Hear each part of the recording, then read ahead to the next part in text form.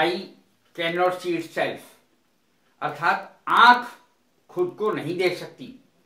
इसका अर्थ है कि हम खुद की गलतियां कभी नहीं देख सकते। अपनी स्वयं की गलती हमें कभी दिखाई नहीं देती। अगर दिखाई दे जाए तो हम सही ना हो जाए। आज है शब्द एक वाक्य अनेक, अर्थात मैंने हिंदी का एक शब्द लिया, एक, जिसकी अंग्रेजी ए, एन, वन और बहुत सारी होती है। देखिए मैंने कितने इस पर वाक्य लिखे हैं, 17 वाक्य लिखे हैं मैंने इस पर, एक ही शब्द पर जो एक है। पहला वाक्य देखें, एक या 2 दिन में, इन ए डे और 2। इससे बढ़िया तरीका अंग्रेजी बोलना सीखने का नहीं है कि आप मेरे वाक्यों को अपने मन में दोहराएं और फिर मुंह से बोलना शुरू करें अपने दोस्तों में। तब निश्चित रूप से आपकी अंग्रेजी अच्छी हो जाएगी, बोलनी आपको बड़ी आसानी से आ जाए। इससे सरल तरीका कोई दूसरा है नहीं। एक या 2 दिन में, इन ए डे और 2। सेंटेंस देखें इसका, I shall meet you in a day और 2। मैं तुमसे 1 या 2 दिन में मिलूंगा। 1 या 2 दिन में की अंग्रेजी है इन ए डे और 2, TWO, 2 माने 2। I shall meet you in a day और 2। मैं तुमसे 1 या 2 दिन में मिलूंगा। अगला सेंटेंस देखें, कितना बढ़िया सेंटेंस है। एक एक करके, 1 at a टाइम।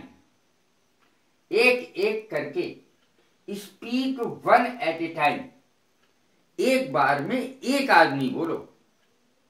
जैसे कभी कभी सब चीखने लगते हैं, इसका अर्थ है एक एक करके बोलो, 1 at a time. Speak 1 at a time. एक बार में केवल एक ही आदमी बोले। अब तीसरा है एक एक करके, each and every one. Each and every one, इसका सेंटेंस है मैं एक एक करके सबसे निपटूंगा। मैं एक एक करके सबसे निपटूंगा। तो हम हिंदी में बोलते ही रहते हैं ये बात, अंग्रेजी में कैसे बोलेंगे, समस्या ये है। और जो इसका समाधान मैंने कर दिया है, एक एक करके, ईच एंड एवरी वन, मैं एक एक करके सबसे निपटूंगा। मैं एक एक करके सबसे निपटूंगा। I shall deal with, I shall deal with मतलब निपटूंगा। I shall deal with each and every one, मैं एक एक करके सबसे निपट लूंगा। ये अर्थ है। अगला सेंटेंस देखें, बहुत शानदार है। मैं एक एक करके, वे एक एक करके चले गए। वे एक एक करके चले गए। They went away 1 by 1। ये ज्यादातर लोग 1 by 1 को पहचानते हैं, 1 by 1। They went away 1 by 1, वे एक एक करके चले गए। एक और, सब में एक शब्द जरूर होगा। एक और, 1 more। एक और, 1 more, इसकी अंग्रेजी होगी गिव मी 1 more book। मुझे एक किताब और दो। गिव मी 1 more book, मुझे एक किताब और दो। 1 more माने एक और। किसी भी चीज में बोल सकते हैं, एक रोटी और दो। इस प्रकार से हम हिंदी में बोल सकते हैं, एक रोटी और दो। Give me 1 bread more। Give me 1 bread more। इस तरीके से हम बोल सकते हैं इसकी अंग्रेजी। एक दूसरे को, वन अनदर, वन अनदर। अब देखें वन अनदर, एक दूसरे को, explain it to one another. ये एक दूसरे को आपस में समझा दो। म्यूचुअली, म्यूचुअली माने होता है आपस में। Explain it to one another, यहां मैंने वन अनदर का इस्तेमाल किया। आपस में एक दूसरे को समझा दो। एक दूसरे को वन अनदर, एक्सप्लेन माने समझाओ, इट माने इसे, टू वन अनदर एक दूसरे को, एक दिन, अब अंग्रेजी है एक दिन की, एक दिन, वन डे तो होती ही है एक दिन, लेकिन यहां थोड़ा सा अंतर है। On a certain day, on a certain day, किसी खास दिन, किसी खास दिन, I shall meet her on a certain day, मैं उससे किसी खास दिन मिलूंगा, एक दिन में उससे जरूर मिलूंगा, ये मतलब है। अब अगला सेंटेंस है एक भी नहीं, नॉट ए सिंगल, एक भी नहीं, इसकी अंग्रेजी है एक भी नहीं की नॉट ए सिंगल।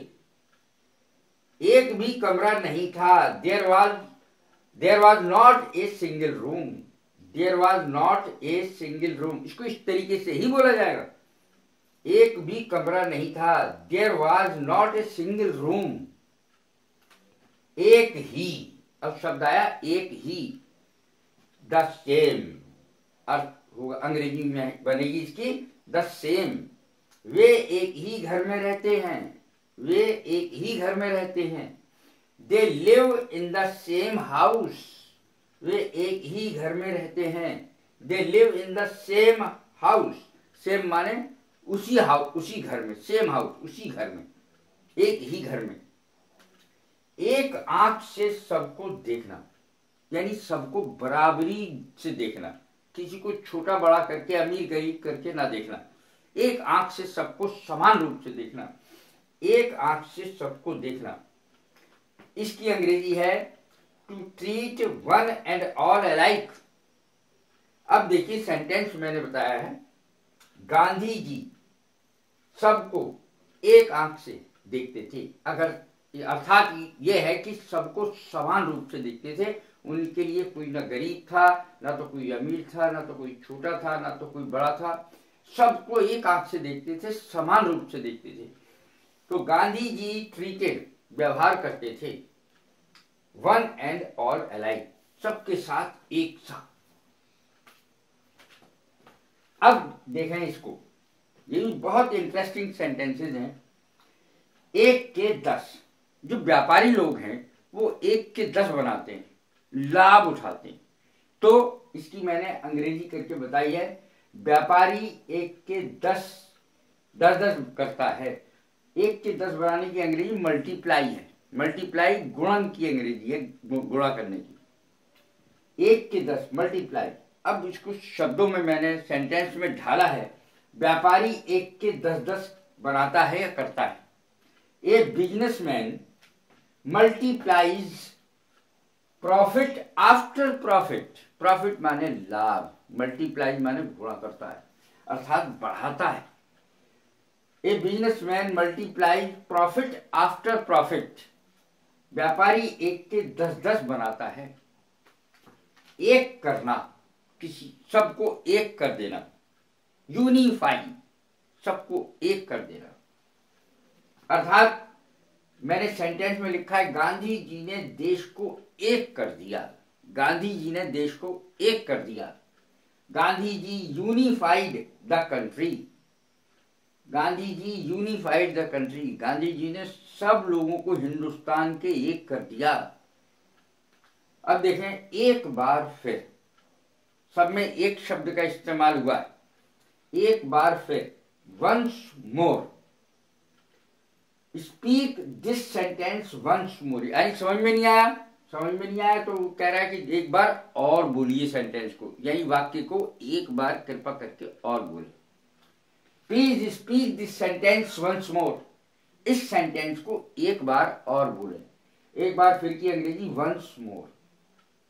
एक अनार 100 बीमार, यहां से मैंने प्रोवर्ब लिए, एक अनार 100 बीमार, यानी एक पोस्ट और उस पर सैकड़ों कैंडिडेट।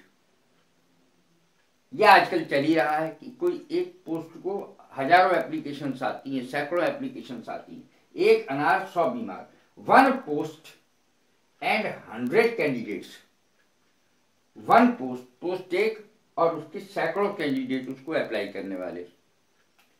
एक और एक 11 होते हैं, मैंने इसकी 2 अंग्रेजी दी, 1 and 1 make 11, 1 and 1 make 11।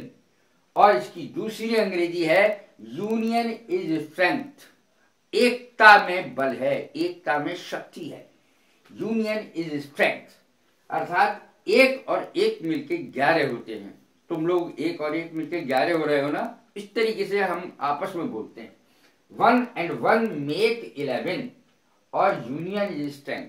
सबसे बड़ी बात है कि अंग्रेजी बोलने का कायदा यह है कि आप स्वयं जरूर बोलना सीखें और अकेले में सीखें, शीशे के सामने खड़े होकर के बोले, अगर कोई बोलने वाला ना है तो इस तरीके से आप अंग्रेजी बोलना जो है वो बोलने से ही आएगा, केवल गुनगुनाने से या उससे नहीं आएगा। पहले अपने मन में दोहराओ और उसके बाद मुंह से बोलो, चाहे अकेले ही बोलो।